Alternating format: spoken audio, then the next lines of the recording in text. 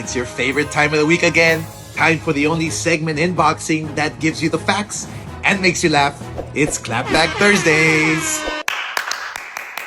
And god damn, do I have a good one for you this week. So let's get to it. Alright, Mike Tyson versus Jake Paul was by its nature a horrible fight. Right from the start. It was just awful. Mike almost fell down during his walkout. And he was on quicksand since the first 10 seconds of the fight. Oh, and did you see that 58-year-old ass?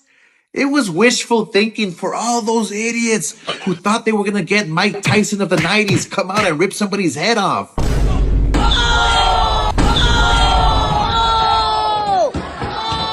Now, everyone is talking about how staged this fight was. I do believe it was scripted, and I believe that Tyson was certainly held back. Look, I'm a fighter, and I can see it. It goes on the record, and it was sanctioned. So Jake Paul paid to get the W on his record? For what?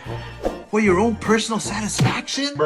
I keep telling you, if you want to be a real fighter, like you say you want to be, what are you doing? Shit, I don't even know. Like, who's next? Joe Biden?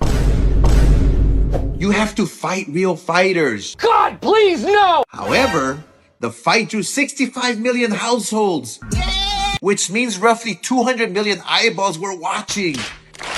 And the huge winners were Amanda Serrano and Katie Taylor, who put on an incredible real fight and were introduced to new fans around the world.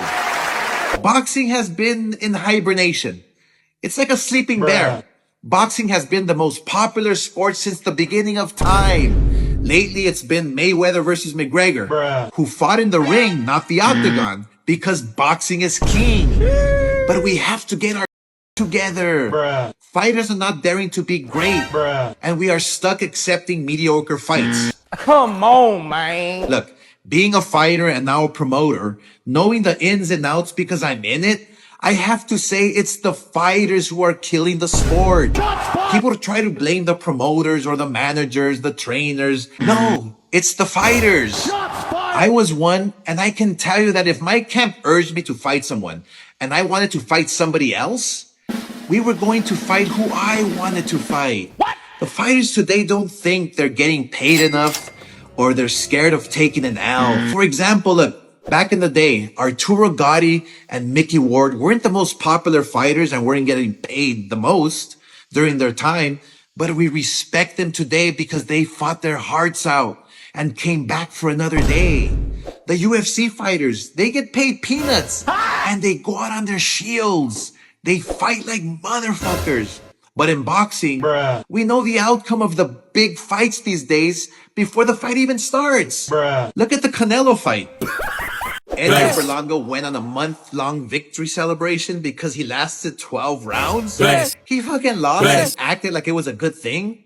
Get some help. This is where we're at because it comes from the top. Look at the 90s. You had Brian Tyson, Chavez, myself, Trinidad. We were warriors. We fought everyone.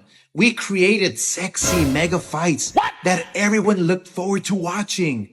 We were like the 90s supermodel with the beautiful legs and tight athletic bodies. We were like Kate Moss.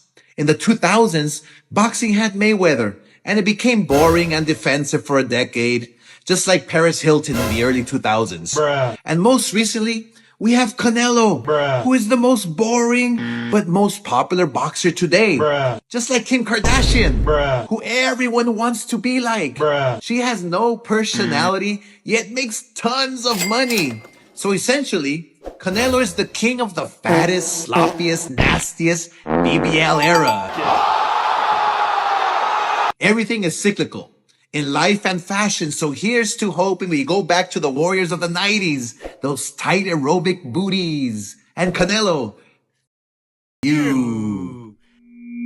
Remember kids, you're never a hater when you only speak the facts.